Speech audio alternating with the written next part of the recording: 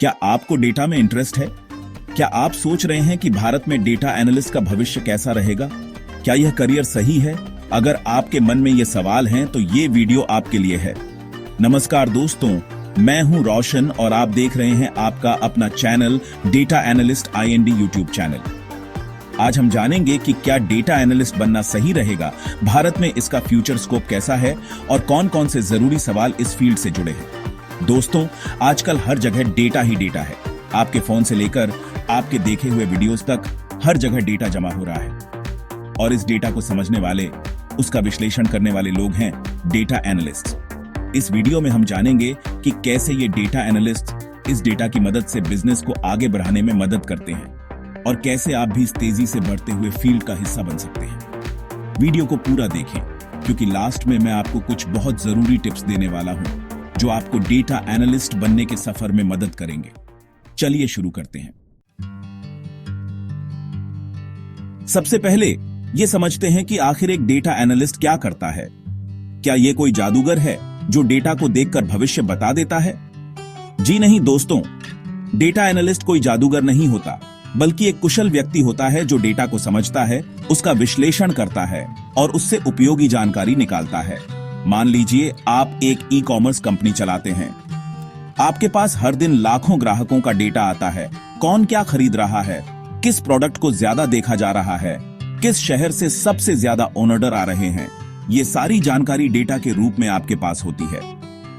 एक data analyst इसी data को इकट्ठा करता है, उसे साफ करता है और फिर उसका विश्लेषण करके आपको बताता है कि आपको कौन सा प्रोडक्ट ज्यादा प्रमोट करना चाहिए, किस शहर में अपना गोदाम खोलना चाहिए या फिर ग्राहकों को कैसे बेहतर ऑफर देकर ज्यादा से ज्यादा सामान बेचा जा सकता है। डेटा एनालिस्ट का काम सिर्फ डेटा को देखना नहीं होता, बल्कि उसे समझकर उससे ऐसी कहानी बनाना होता है जो बिजनेस को सही दिशा दिखा सके। अब सवाल ये उठता है कि ये काम कैसे किया जाता है। इसके लिए डेटा एनालिस्ट कई तरह के टूल्स और टेक्नोलॉजी का इस्तेमाल करते हैं, जैसे कि एक्सेल, SQL, पाइथन और टैब्लो। एक्सेल तो आप सभी जानते ही होंगे, डेटा को ऑर्गेनाइज करने का सबसे आसान तरीका।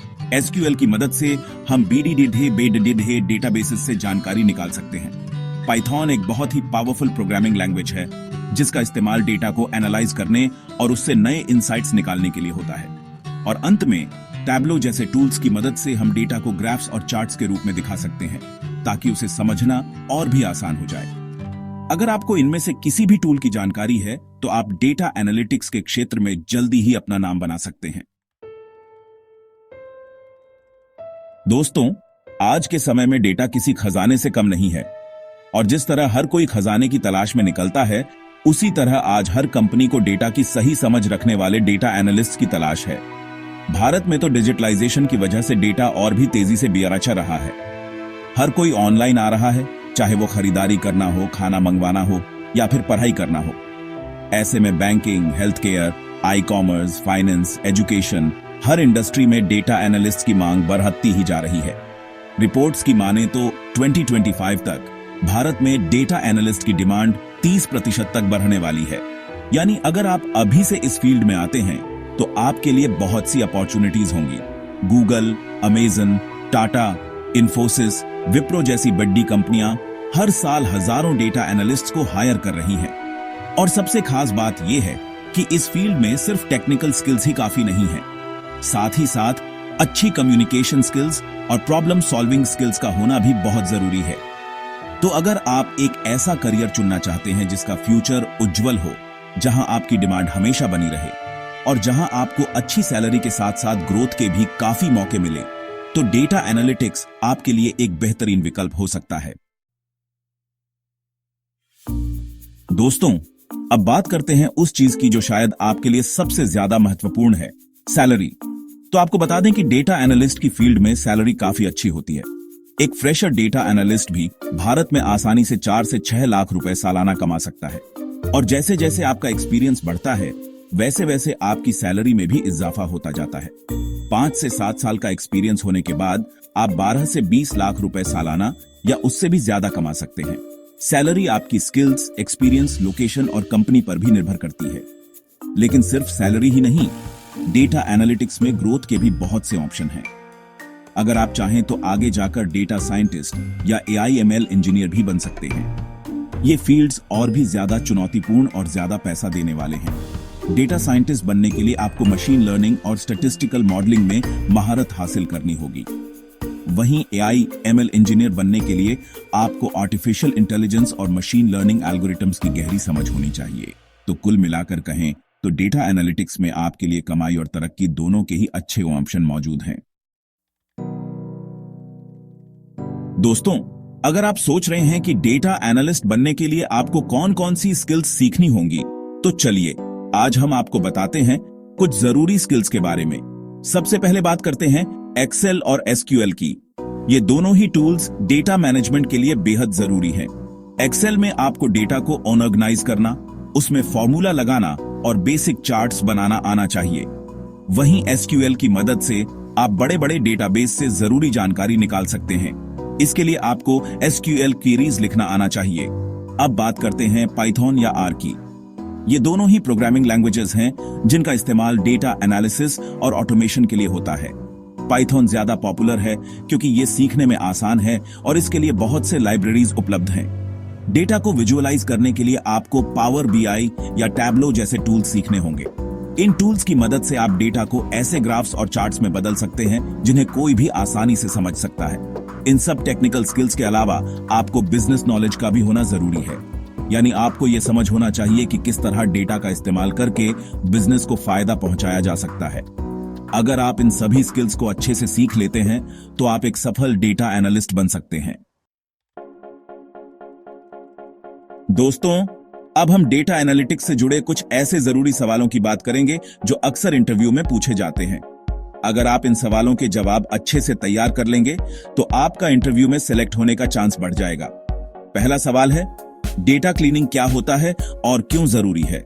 डेटा क्लीनिंग का मतलब है डेटा से गलत, अधूरी या फिर बेकार जानकारी को हटाना। ये इसलिए जरूरी है क्योंकि अगर हम गलत डेटा पर एनालिसिस करेंगे तो हमें गलत ही नतीजे मिलेंगे। दूसरा सवाल है, SQL में जॉइंस कितने प्रकार के होते हैं? SQL में मुख्य रूप से 4 तरह के जॉइंस होते हैं: inner join, left join, right join और फुल जॉइन।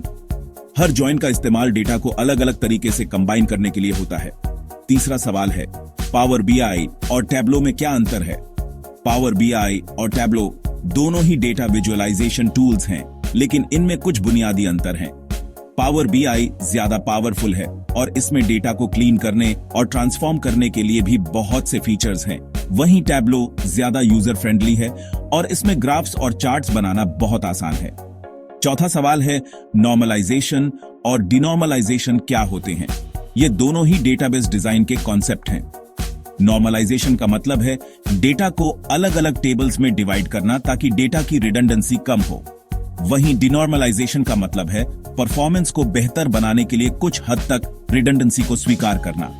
पांचवा सवाल है, मशीन लर्निंग और डेटा एनालिटिक्स में क्या फर्क है? डेटा एनालिटिक्स का इस्तेमाल पिछले डेटा को समझने और उससे सीखने के लिए होता है, जबकि मशीन लर्निंग का इस्तेमाल भविष्य के बारे में भविष्यवाणी करने के लिए होता है। इन सवालों के अलावा भी आपसे आपके प्रोजेक्ट्स, आपके एक्सपीरियंस और आपकी प्रॉब्लम सॉल्विंग स्किल्स के बारे में सवाल पूछे जा सकते हैं। इसलिए अपनी तैयारी पूरी करके ही इंटरव्यू में जाएं। दोस्तों, अब आपके मन में यह सवाल जरूर आ रहा होगा कि क्या डेटा एनालिस्ट बनना सही रहेगा? क्या इस फील्ड में वाकई इतना स्कोप है? क्या मुझे इसमें सफलता मिलेगी? देखिए, किसी भी फील्ड में सफलता आपकी मेहनत, लगन और सीखने की क्षमता पर निर्भर करती है।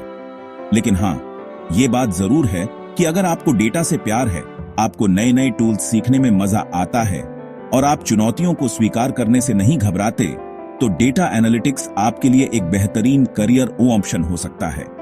जैसा कि हमने इस वीडियो में देखा, भारत में डेटा इंडस्ट्री तेजी से बढ़ रही है और आने वाले समय में डेटा एनालिस्ट्स की मांग और भी ज्यादा बढ़ने वाली है।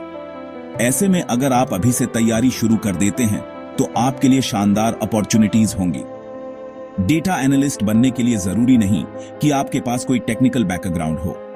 अगर आप ग्रेजुएट हैं और आप में सीखने की इच्छा है तो आप ऑनलाइन कोर्सेज, बूट कैंप्स या फिर सेल्फ स्टडी के जरिए भी ये स्किल्स सीख सकते हैं। याद रखिए, किसी भी फील्ड में सफलता रातों रात नहीं मिलती। इसके लिए लगातार मेहनत, सीखने की ललक और अपने लक्ष्य के प्रति समर्पण की जरूरत होती है। अगर आप मेहनत करने को तैयार हैं, तो डेटा एनालिटिक्स में आपका भविष्य उज्जवल है। अगर आपको यह वीडियो पसंद आया हो तो लाइक जरूर करें। अगर आप डेटा एनालिटिक्स सीखना चाहते हैं तो हमारे चैनल डेटा एनालिस्ट IND को सब्सक्राइब करें और बेल आइकन दबा दें ताकि आपको नई नई अपडेट्स मिलती रहे। दोस्तों, डेटा एनालिटिक्स एक बेहद रोमांचक फील्ड है जहां आपको हर दिन कुछ नया सीखने को मिलता है। इसलिए अगर आप इस फील्ड में आना चाहते हैं तो बिना किसी हिचकिचाहट के अपना पहला कदम बढ़ाएं। अगर आपका कोई सवाल है तो कमेंट में जरूर पूछें। मैं हर सवाल का जवाब देने की कोशिश करूंगा। मिलते हैं अगले वीडियो में। तब तक के लिए हैप्पी लर्निंग।